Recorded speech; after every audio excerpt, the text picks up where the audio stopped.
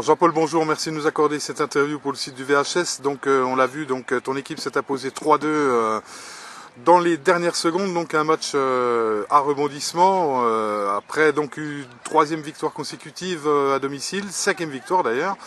Quelle est ton analyse et ton sentiment de ce résultat? C'est très bien, ça nous replace bien au classement, c'est important.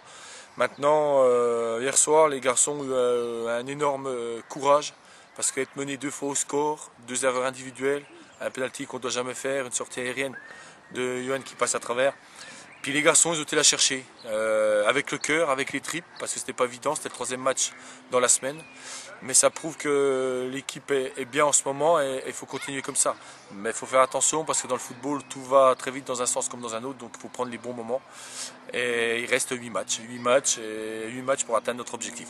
Oui, on a senti quand même une belle générosité dans les efforts et puis il n'est pas certain, on va le dire honnêtement et franchement, peut-être qu'il y a quelques temps on aurait gagné ce match. Non, il est pas certain, mais vous savez, quand tout le monde, toutes les qualités individuelles se mettent au service du collectif, on a une bonne équipe. Maintenant, ils ont pris conscience que tout le monde devait faire les efforts, tout le monde devait aller dans le même sens. Et puis, il leur reste 8 matchs, avec un gros match samedi qui nous attend à 3.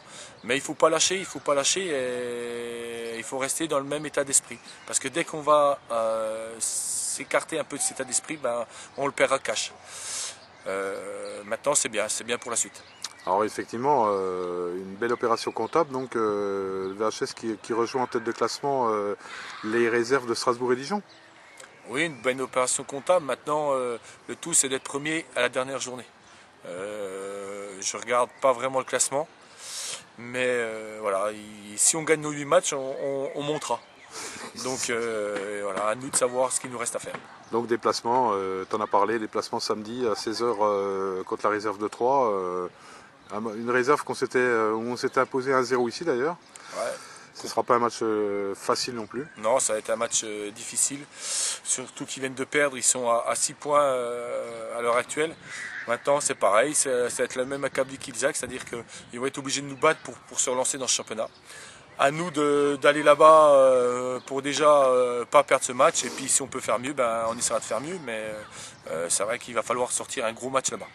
Une semaine qui va être consacrée à la récupération essentiellement? Oui, récupération parce que les garçons ont bien donné. Donc c'est une semaine qu'on va surtout axer sur la récupération, voir certains bobos, des joueurs qui vont rester un petit peu au repos. Parce qu'il faut retrouver de la fraîcheur et être prêt pour samedi. Mais quand on gagne, c'est toujours plus facile à retrouver de la fraîcheur. Et puis on vient de le voir, donc une victoire importante de la réserve contre Vermondans pour Dorwad. Une belle opération également dans le cadre de la course au maintien. Oui, une bonne opération. On savait que l'équipe B elle avait fait un super résultat la semaine dernière à Jura Sud. Elle vient de battre Pont-de-Roide ici aujourd'hui. On a Arbois la semaine prochaine. Il faut continuer avec une 3e victoire pour se relancer dans ce championnat. Mais rien n'est fini et notre équipe B elle vendra chèrement sa peau. Et on a vu avec des joueurs jeunes.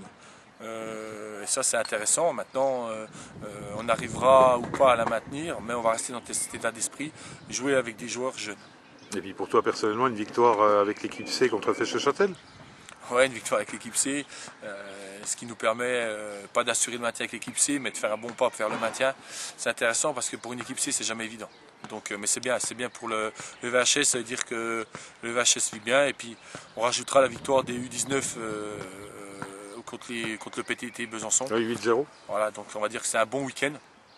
Maintenant, voilà. Juste une aparté concernant ces U19 nationaux, enfin U19 honneur pour l'instant. Le club ne se posera pas à une montée des U19 nationaux, ça c'est sûr. On n'a jamais refusé une montée au sein du VHS, donc c'est pas cette année que qu'on le fera. Maintenant, les 4 ou 5 meilleurs U19 qui passent seniors l'année prochaine, c'est sûr qu'ils intègrent nos équipes seniors. Mais je pense que c'est clair dans la tête à tout le monde et c'est clair que pour tout le monde qu'on a besoin d'eux pour maintenir cette équipe B. On l'a encore prouvé aujourd'hui et on a vu aussi la rentrée de Quentin Aman hier avec l'équipe première. Auteur d'une belle rentrée d'ailleurs. Auteur d'une belle rentrée, donc ils ont de la qualité maintenant. Pour l'instant, on ne pouvait pas trop les utiliser parce que y avait la Gambardella qui faisait, c'était normal. Mais maintenant, on va les utiliser en senior parce que ces jeunes feront partie du groupe de l'équipe première l'année prochaine, ça c'est sûr. Eh bien Jean-Paul, merci beaucoup. Bonne semaine, bonne préparation pour le match de Troyes, donc qui sera retransmis d'ailleurs en direct sur le site samedi à 16h. Et puis à très bientôt.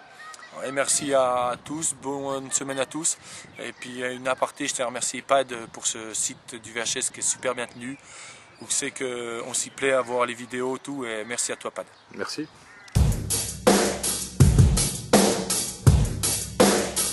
Uh-huh.